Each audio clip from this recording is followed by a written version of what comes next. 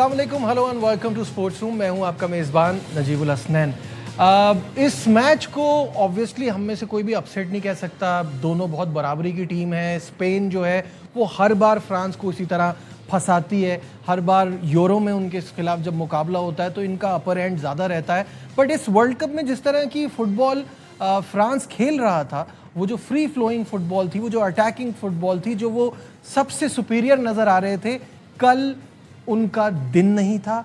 और needless to से deserving victory यहाँ स्पेन की, बिकॉज जिस तरह से उन्होंने टैकल किया, जिस तरह से वो खेले, जो उनकी स्ट्रैटेजी थी, जो प्लानिंग थी, वो कमाल थी। And there defence was unbreakable. मेरे साथ मौजूद हैं अली तैयब। अली इस बारे में क्या सोचते हैं, उनसे जानने की कोशिश करते हैं। अली, सबसे पहले ये बताइएगा, इसमें तो कोई सरप्राइज़ नहीं है कि ये फेवरेट थी फ्रांस की टीम। अपसेट नहीं कहेंगे बट शॉकिंग ज़रूर कहेंगे, क्योंकि जिस तरह से वो खेले हैं पूरे इवेंट में, कल Spain were just toing with them. बिल्कुल, जिसको आप बोलते हैं ना, बिल्कुल आउट मनूवर किया है लुइस डे ला फॉन्टे ने डिडियर डेशॉ को। मतलब ऐसा लग रहा था आपको कि फ्रांस के पास प्लान बी नहीं है। अगर उन्होंने काउंटर प्रेस खेला है, काउंटर प्रेस से ये मुराद है कि किसी भी प्लेयर जैसे एम्बापे हो गए या ओलीसे के पास बॉले जाके एम्बापे को या उस्मान डेम्बेले को डिस्ट्रीब्यूट करेगा, तो 3 से 4 खिलाड़ी जो उस प्लेयर को आके सराउंड उसके पासिंग ऑप्शंस को ब्लॉक कर देंगे और एक विल गो एंड डीपोजेस, उससे बॉल छीन लेगा और बाकी वो अपनी पोजीशन में चले जाएंगे।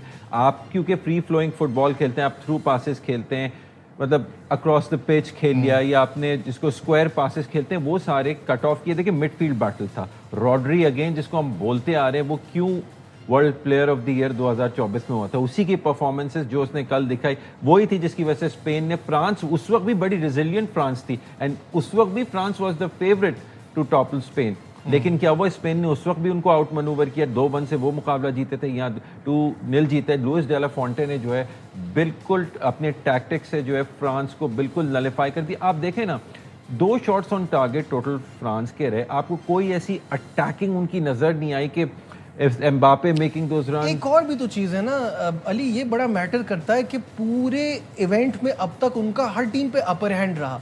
उन्होंने कभी पीछे से आगे बढ़ने का वो मौका ही उनको नहीं, किसी और टीम ने ऐसा खेला ही नहीं ना उनके साथ।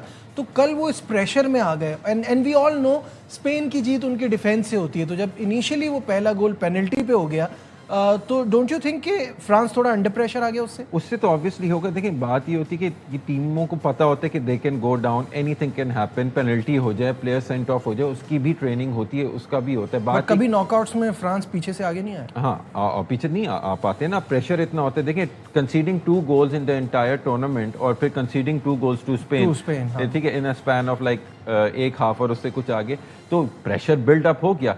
ठीक है, Yamal was very smart when he I think that is unfair कि जिस तरह से यमाल सामने आए और वो पेनल्टी जो मिली। ये देखें, रूल तो ये कहेगा कि हु मेड कांटेक्ट, किसने बॉल को पहले खेला। यमाल ने पहले खेला, अब वो उसने पहले टच लिया और वो फिर उसको किक करके क्लियर करना चाह रहा था। यमाल ने अपॉर्चुनिटी देख ली, he brought his body in between the player and the ball और उसने टच कर लिया और it was in the box. तो रूल बुक ये कहती है कि who played the ball first, अगर उस पर फाउल हुआ है तो दैट इज अ फाउल। तो it was very smart, very clever. हाँ, in the fairness of the game आप उसको कह सकते थे कि आप उसको नहीं वो करते, फाउल नहीं देते या पेनल्टी नहीं देते, लेकिन क्योंकि वो पेनल्टी बॉक्स में था उस वजह से वो देना पड़ा और फिर ओयारज़ाबाल ने गोल स्कोर किया। And then like you said कि फ्रांस वाज बिहाइंड और वो गेम चेस कर रहे थे, और जब आप गेम चेस कर रहे होते हो तो फिर आपके ऊपर प्रेशर और बढ़ जाते हैं। लेकिन ओलीसे को जिस तरह कट किया रॉड्री ने, I mean that was very instrumental. I mean मतलब बहुत अच्छी परफॉर्मेंसेस ऑन द, जिसको बोलते हैं ना, राइट बैक और लेफ्ट बैक, मार्क कुकुरेया और पेड्रो पोरो, उन्होंने जो यमाल को सपोर्ट किया। और आपने यमाल की भी कल परफॉर्मेंस देखी, he was making those runs, उसने एक गोल भी किया जो ऑफसाइड हो गया था, तो which means he was very active.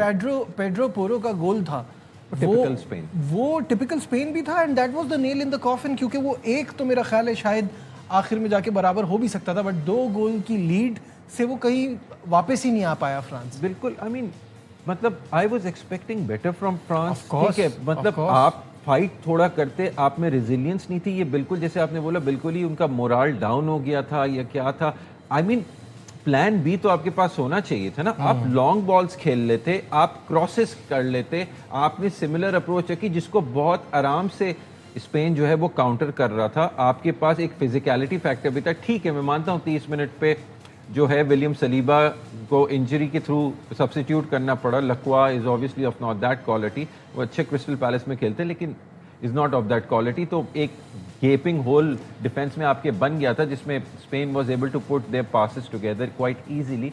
लेकिन still I think attack minded होने की वजह से सारे मिडफील्ड के बैटल्स जो हैं वो फ्रांस ने लूज किए और मिडफील्ड डोमिनेंस की वजह से जो है Spain was able to overcome France. This is a tactical battle था और यहाँ पे बहुत बिल्कुल ही आउट मनूवर हो गए ना। डीडी डिशो के पास कोई प्लान बी नहीं था कि मैं अब क्या करूं। And he seemed a bit frustrated. देखिए आप ऑन पेपर देखें ना तो आपको मैं अगर स्पेन उसकी टीम कंपेयर करूं फ्रांस की, आप बोलेंगे यार ये फ्रांस का player superior, but tactics are the main. और जब हम देखिए बड़ी एक सिंपल सा जुमला है, मैच के दिन जो अच्छा खेलेगा, तो कल जिस तरह से स्पेन खेला दे वर उनके साथ लक भी थी। हालांकि उनाई सिमोन की कुछ ऐसी ही मैच में ऐसे इंटरेस्ट जहाँ पे गोल हो सकता था, गोलकीपर पूरा बाहर आ गया था, पूरा मौका था, 1-on-1 आप डिफेंडर के साथ थे, it was not their day. और जहाँ तक बात है स्पेन की, तो हम बात तो कर रहे हैं कि एक बहुत ही फेवर ने कल हराया है, बट स्पेन की परफॉर्मेंस पर नजर डालने के लिए आइए एक स्टैट आपके सामने स्क्रीन पर आ जाएगा। Longest unbeaten run in football, और वो बराबर हो गए हैं अब इटली के 37 गेम्स अनबीटन है। ये इटली का जो रिकॉर्ड था वो 2018 से 2021 के बीच में था कि उन्होंने 37 मैचेस अनबीटन जीते थे। स्पेन के भी 37 हो गए 2024 से अब तक। अर्जेंटीना ने एक बार 36 किए थे 2019 से 2022 तक, और अल्जेरिया के 35 थे 2018 से 2021 तक। तो स्पेन की ये अचीवमेंट बता रही है कि जीत वो रहे हैं, रिजल्ट्स उनके फेवर में जा रहे हैं। I think they played. मैंने कल आपको जैसे बताया था कि वो स्टाइल ऑफ प्ले जो है वो मतलब अटैक माइंडेड तो वो टीम है ना। आपने पेड्रो पोरो का गोल देखा, वो बिल्कुल लाइक टिकी टाका था in the way they open the French defence. कैसे डिफेंडर्स को एक प्लेयर ने अपनी तरफ ड्रॉ किया और पेड्रो पोरो के लिए स्पेस ओपन हो गई।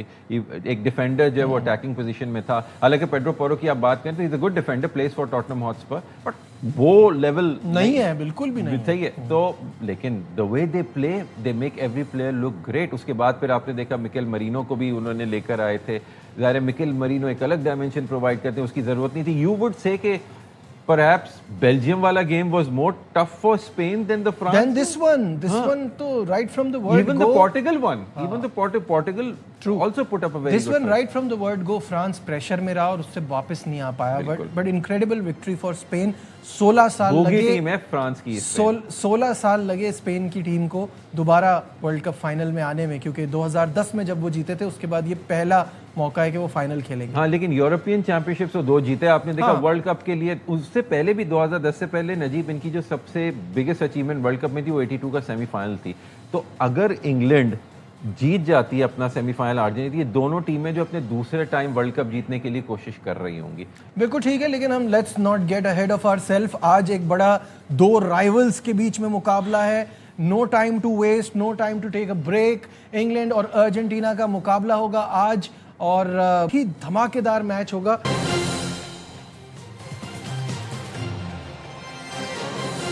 Glad to have you back once again to Sports Room। Ali के साथ हम बात कर रहे हैं आज के इस दूसरे सेमीफाइनल को लेके, और जिसमें जैसे कि हमने अभी पैकेज में भी आपको बताया कि 2 राइवल टीम्स टकरा रही हैं, अर्जेंटीना और इंग्लैंड। इनका आपस में कोई फुटबॉल को लेके ताल्लुकात इतने अच्छे नहीं हैं। इंग्लैंड की जो फुटबॉल है, जैसे मैं पूछ रहा था अली कि बहुत ही फ्री फ्लोइंग है, बड़ा ज़बरदस्त खेल रहे हैं, बहुत डिफरेंट इंग्लैंड साइड नज़र आ रही है। दैट्स वाई 1990 के बाद वो पहली बार सेमीफाइनल में पहुंचे हैं। लेकिन अभी भी उनके डिफेंस में क्वेश्चन मार्क है। तो आपके ख्याल में क्या बैक 4 फाइनल क्या होगा? देखिए, जेरल कौनसा तो मैक्सिको वाले मैच में 2 गेम सस्पेंशन रेड कार्ड की वजह से। तो राइट बैक के ऊपर जो इनकी फर्स्ट चॉइस राइट बैक है रीस जेम्स, वो उनकी फिटनेस को लेके अभी भी डाउट्स हैं, उनको रिस्क ना किया जाए। तो ऑब्वियसली यू वुड बिलीव कि आप जेट स्पेंस को खिलाएंगे उसमें, जो कि पिछले मैच में नॉर्वे के खिलाफ अच्छा खेले थे। उसके बाद पे जॉन स्टोन्स की बहुत अच्छी रही थी जो मैन सिटी के डिफेंडर, और क्या कहते हैं मार्क गेही, वो भी मैन सिटी के। इनको होगा या एजरी कौनसा को डालेंगे ये देखना पड़ेगा। लेफ्ट पे तो मैन सिटी के निको एराइली, तो मैनचेस्टर सिटी काफ़ी डिफेंस को देख रहा है इंग्लैंड के। उसके अलावा क्या कहते हैं ये टॉमस टुकल ने बिल्कुल भी जो है वो नहीं थे खुश उन्होंने ये बोला भी एक मीडिया इंटरव्यू में कि लेकिन वो इंटरव्यू की वजह से कंट्रोवर्सी बन गई अली, जूड बेलिंगम से उनके थोड़े से ताल्लुकात थोड़े हिल गए हैं। हाँ, इसको हैरी केन ने आके जस्टिफाई करने की बहुत कोशिश की, ऐसा नहीं वो तो, लेकिन देखिए आपके खिलाड़ी दो मैचेस में लगातार 2 गोल स्कोर करके आ रहे हैं। अगर मैनेजर ने ये बोल दिया कि I am not happy with the performance, तो ही मींस कि ही वाज एक्सपेक्टिंग मोर, जो इंस्ट्रक्शंस वो दे रहा था वो नहीं, इसका मतलब वो क्रिटिसाइज। आपने जाके जूड बेलिंगम से सवाल कर लिया कि मैनेजर ये कह रहे हैं, एक बंदा पम्प्ड अप है, मैन ऑफ द मैच है, 2 गोल्स करके, उसने जो बात बोली है जिसकी वजह से थी कि he has not played that game at this level, उसको क्या पता। तो ये बात आप अपने बॉस मैनेजर के बारे में, उसके बाद बहुत ज़्यादा कंट्रोवर्सी इंग्लिश मीडिया में, कोई मीडिया की साइड ले रहा है तो कोई प्लेयर की साइड ले रहे हैं, बट ये तो इंग्लिश मीडिया में चलता रहता है, ये तो उनका इंग्लिश मीडिया में तो ये बहुत कुछ होता है। आज अगर कोई कंट्रोवर्सी हो जाएगी तो वो किस तरह वो होगा। So coming back to their team, they have the momentum, yes they are not the best 11 that उनका मैनेजर चाहेगा, लेकिन they are getting the job done, the mentality strong. मसला ये ना कि अगेन हम हर बार बात करते हैं, Jude Bellingham, Harry Kane, Declan Rice, Saka, Anthony Gordon, इनके पास प्लेयर्स तो कमाल है। कल भी देखे ना, ऑन पेपर तो आप अब टैक्टिक्स की बात होती है, और इंग्लैंड का एक और भी बात है ना कि इंग्लैंड ने कभी भी वर्ल्ड कप में दिफाई चैंपियंस को हराया नहीं है, ये हमेशा दिफाई चैंपियन से ही बाहर हुए हैं। और मेसी के बारे में बात बता दूं, मेसी ने कभी इंग्लैंड को फेस नहीं किया, ठीक है। और इन टीमों के इतने मैचेस भी नहीं होते ना, ताल्लुकात की वजह से इंटरनेशनल फ्रेंडलीज भी नहीं खेलते। अभी तक उनका इंटरनेशनल 2005 में आखिरी बार ये मिले थे, 2005 में जब 3-2 से इंग्लैंड जीता था। उस मैच के लिए मेसी सस्पेंडेड थे क्योंकि उससे पिछले मैच में उनका डेब्यू था, और 47 seconds into his debut he was sent off, Lionel Messi, ये शायद ना पता हो। तो 200 से ज्यादा बैनुल-अक़वामी मैचेस पे रिप्रेजेंट किया अर्जेंटीना को। इंग्लैंड को he will get his first test of England, ठीक है। वैसे उसने काफी इंग्लिश क्लब्स को टॉर्मेंट किया है in his league football days, Barcelona days में, लेकिन there are a lot of players who know a lot about Messi, obviously Kane and Messi. देखिए ऑन पेपर तो आपने बिल्कुल सही कहा कि इंग्लैंड के पास बहुत ज़्यादा सुपरस्टार्स हैं। आप मतलब मैं अर्जेंटीना में क्या बोलूँ, मतलब Cristian Romero who has had a terrible season with Tottenham Hotspur, 17वें पोजीशन में इंग्लिश लीग में ख़त्म किया, वो टॉटनहम के लिए भी लाइबिलिटी है वो प्लेयर, मतलब इतनी क्वालिटी। एलेक्सी मैकलिस्टर बहुत ही मीडियोकर सीजन मिडफील्ड में जो अर्जेंटीना के, लिवरपूल के साथ बिल्कुल ही मीडियोकर सीजन रहा है। एक मेसी है जो पूरी टीम को ड्राइव करते हैं। अब कितने रेफरिंग डिसीजंस उनको उनके फेवर में अगला सवाल यही था कि इंग्लैंड को सिर्फ अर्जेंटीना का सामना नहीं है, टेक्नोलॉजी का भी सामना है, क्योंकि वीआर का एक भी फैसला अर्जेंटीना के अगेंस्ट नहीं गया है, जिस पे बहुत क्रिटिसिज्म हो रहा है।